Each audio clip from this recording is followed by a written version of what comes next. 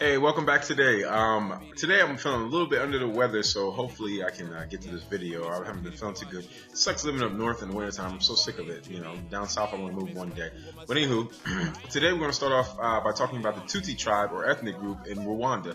I love the Tutsi tribe and the ethnic group. I've learned so much about them over the last couple of years and courses of years. And so we'll talk about them. Now, the first thing that I'm going to teach you guys in the language Kenya Rwanda, which is what the Tutsi speak in some other tribes like Hutu and stuff around the Rwanda, Burundi, northeastern, Congo area, and that's where actually the Tutsi are located. You say bite, so you walk up to somebody, you say bite, bite. Bite means like hi or what's up, how you doing? Then you would reply back and say, then you reply back and you would say, I'm a kuyo Yahweh. So the person says bite, you say ama kuyo Yahweh, right? Then the other person would say back to you, let's see, ama kuyo Yahweh. That was wrong actually. Let me go back. So first you say bite, right? Bite. Then you would say nebziza, right? Nebziza. So the person would say bite, and you would say nebziza, and then the other person would say back to you, amakuyo Yahweh. That's how it is. And then the other person would say nemeza. And so that was the a little bit lesson for you guys to take if you ever go to Rwanda, you meet somebody from Rwanda. You guys can talk a little bit. You can have a little bit of lingo there. I'm trying to drop the jewels on you. I hope y'all getting it. You know what I'm saying? I hope y'all is studying what I'm giving you. You know what I'm saying? So the Tutsi tribe belongs to the Banya Rwanda people. And they speak a central Bantu language, and it's called Kenya Rwanda, as I said. And the Bantu language, obviously Bantu is like one of the biggest tribes in Africa, and the Bantu originally came from I want to say West Africa, like Niger area or like Nigeria area, and then they migrated to like Central Africa and then like East Africa. So a lot of people in Africa are nomads. So if one group or tribe was here one day, they would be somewhere like 1,000 years from now, 2,000 years. So it's all it is what it is. So like the Tutsi originally came down from the Nile River, through Ethiopia, through Somalia, and they eventually mixed with the Hutu and other little tribes like the Twa. And that's why if you have a Hutu or a Tutsi nowadays, especially, you sort of can't tell. You could have a Hutu that looks like a Tutsi, and you have a Tutsi that looks like a Hutu. But the Tutsi have a very big, significant DNA bloodline that leads back to West Africa as well as the Nile River. So it's I think it's a mix, or it is a mix of two tribes that came from two different places, or 3 or 4 tribes that came from different places. And so that will lead me to, what are the Tutsi like every day? Well, traditionally the Tutsi, always told poetry, they told proverbs, they told folk tales, they told riddles and myths. And, with this being passed along, not only by word and, some obviously written history, but more so by word. And with this passed on by word, there was a very, very, very big knowledge of your ancestors. So like a lot of people in Tutsi tribe could used to, and I'm not saying they can now, but a lot of people could used to name 6 generations back, of their grandparents, their grandma, their dad, their mom, their grandparents, and so on and so on, So, but many of the Tutsi, believed in a mythical god. A mythical king as well, and his name was Gihanga. I think I'm saying it right. Gihanga, and he was a king, and the kings were thought to back then to share the same power as the god that the people Tutsi tribe, used to believe in, and I'll get to that in a minute. But excuse me, I'm so sorry. I've been sick today. I've been feeling nauseous and stuff. But there are actually approximately 13 million Tutsi, as we know of right now, or whoever really did the census. I know everybody doesn't do it, but as far as they know, there's 13 million Tutsi, and they speak different languages as well. But the main one being Kenya, Rwanda. You have Kirundi, and you have French and English, obviously. And French and English was introduced in the late 1800s by the Belgians and English. When they colonized and they sort of made all this mess in Rwanda, So, Imana is the creator and deity of the traditional Rwanda religion, and this is a religion in which the Tutsi believed in before they believed in God. And it's funny because Imana basically was the god of the Tutsis believed in, and the king would share in the same power as Imana. So if Imana was obviously God, then the king would be able to disperse the same kind of power that Imana has, which is very interesting. I really liked when I heard that.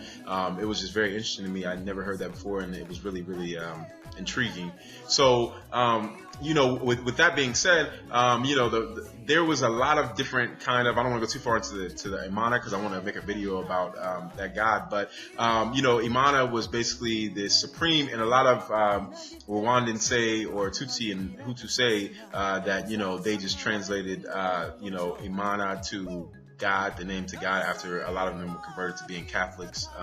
And I'm a little different. Like, I feel like you should say the original and just say the original, because I don't have no colonization mind, or at least I'm trying to get out of it as much as you can. You always are a little bit there since if you live in a colonized country, but you have to get your mind out of that. So I would rather call it Imana than God, but that's my personal opinion.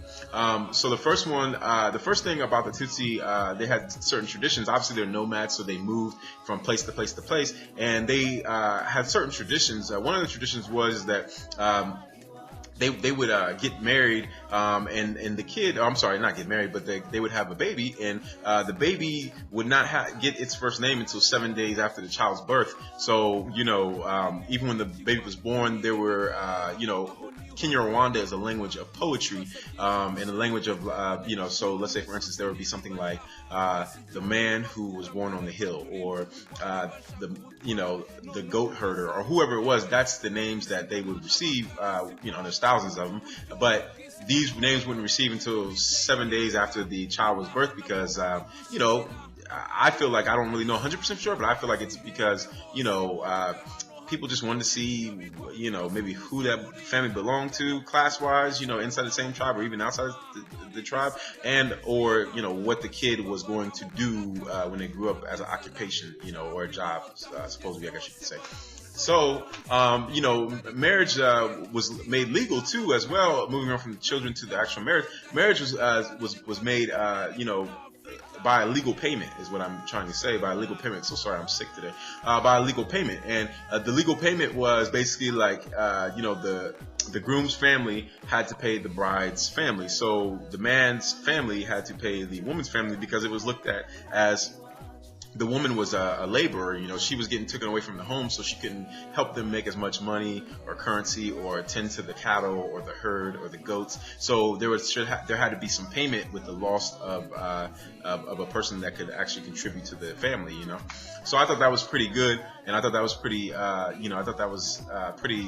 smart of them. The economics stayed very, very how can I say? The economics stayed very stable because of this. So when somebody took something, somebody gave something, and I like that. I like that theory a lot.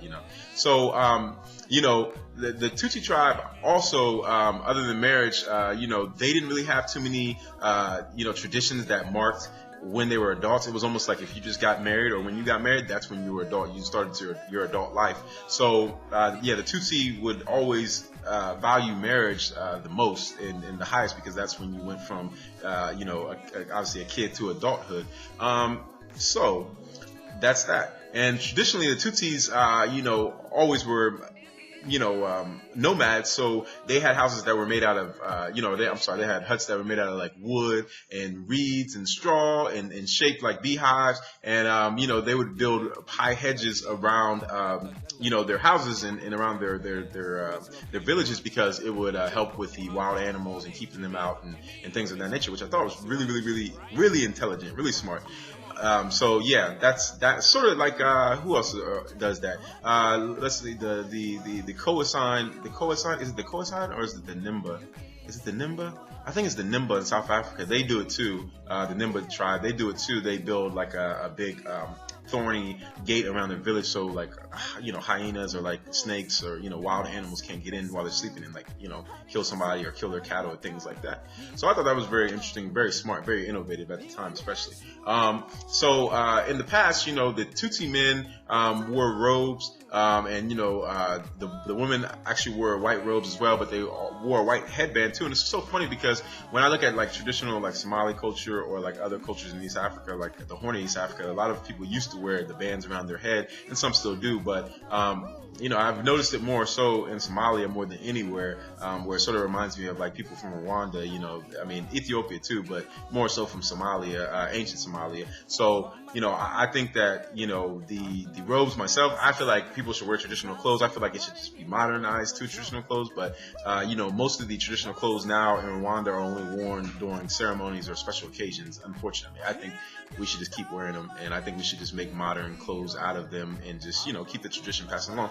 But, what can you do about it? I try to help. But so, yes, they wore the white headbands. Women would wear white headbands and robes, and obviously it sort of looks like like how Indian people wear their clothes. It's sort of like goes across there, and that was the woman, and they look so beautiful, so traditional, so beautiful. And the men obviously wore robes too, and then when they had the traditional dance, they would wear like lion's mane, it's like blonde lion's mane, and they would have like spears, and they would do dances, especially I was going to say they did traditional dance for the king. So the traditional dance that you see now, when you go to Rwanda, or if you see it online, most likely that's like the traditional dance for the king. The king always had the traditional dance, and it was very beautiful. Like I said, the men wear the lion blonde manes, and they had spears, and just not beautiful outfits, and then the women obviously would do a little dance. Look, let's see if I can do a little Rwanda dance for you.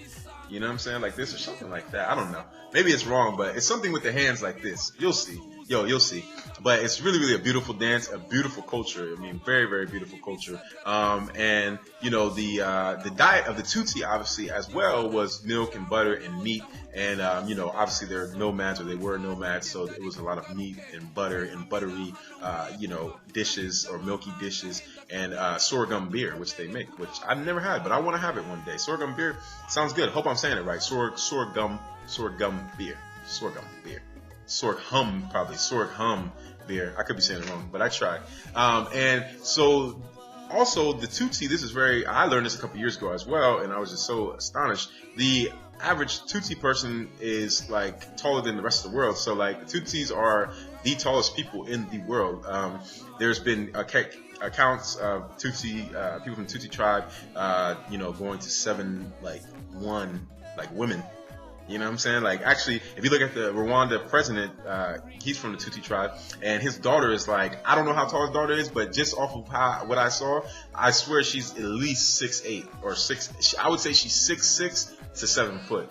And she's gorgeous, she's beautiful, and she's so tall, and I was just like, when the first time I seen it, I was like, wow, and then when I did more research and stuff, I was like, oh man, like Tutsi people are very, very tall, very tall, very slender, and very beautiful people. So the Tutsi also used to have a tradition, which I don't know if they still do it, which I'm pretty sure that they do it, but, probably in Rwanda, they had a thing called it's a high jump, right? Just like the Olympics, high jump, like you run, and you jump over this it's like a stick and two sticks, but it's very, very tall. But it's called a hyper jump because these people were jumping so high, higher than a lot of the, NBA players that play right now. I mean, very, very, very, very, very high.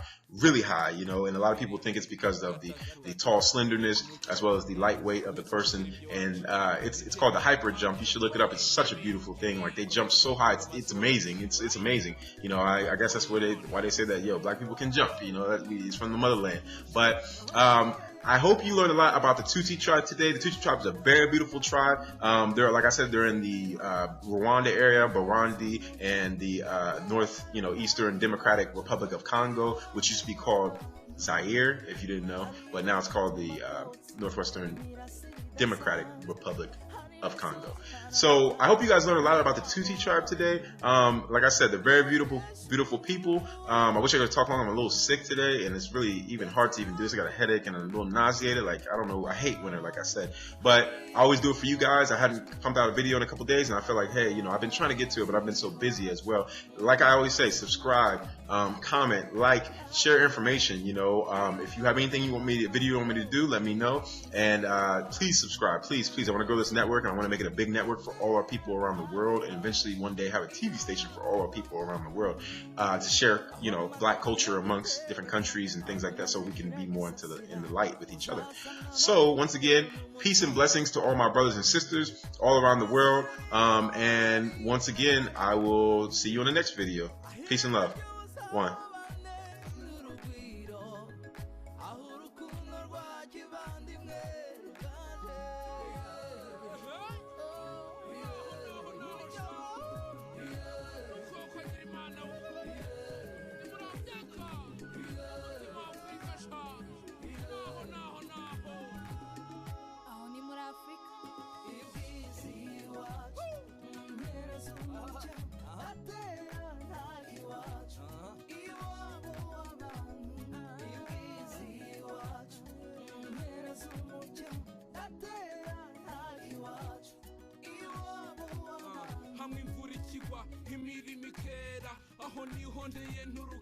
utibaza byinshi gusa unyumve cyane ni mu misozi n'ibibaya twasigiwe n'abakurambere baturinze ubugwari bashaka ubutwari none ubu ndisanzuye wese ndavuza ingoma n'abakarazi wacu nkumva uburyohe bw'isi gakondo nkumva imirya y'inanga n'aha nagombaga gushyikira niho numva nisanga vuza ihembe hose bumve hano hafi ndetse n'iyo bigwa basuhuze muri iyi ndamukanyo utamashyo muraho murakoma dore ibisagara byuzuye inka abashumba baraho barakama ntabyo inzara cyangwa inyota aho ugeze hose baragusomya yewe nzajya ngenda ariko ngaruke nzihamira hano nkwiye kuba naho iby'amahanga henda akaryana reka dukomere kuri Afrika.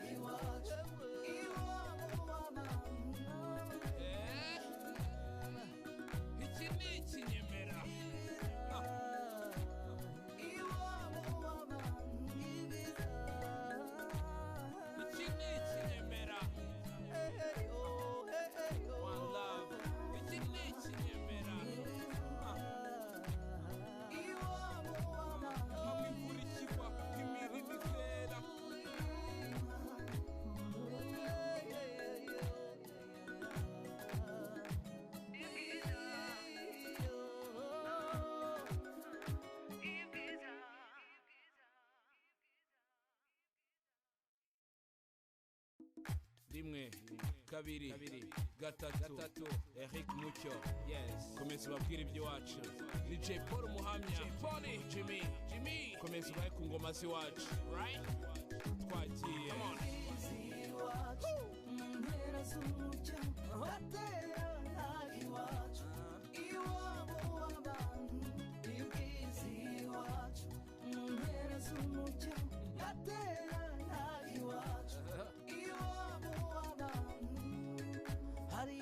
tumakotsi imirasire idasanzwe hari imisozi hari amatara ni wabo w'abantu niho nkesha ubuntu ndetse no ku buntu hariyo ni iwacu iwacu mu mpera z'umucyo atera iwacu iwabo w'abantu ibwizi iwacu mu mpera z'umucyo atera iwacu iwabo w'abantu aho amata agira gitereka aho inka zigira gisasira uzasanga bari b'indero n'umuco n'abasore b'intwari batari ibigwari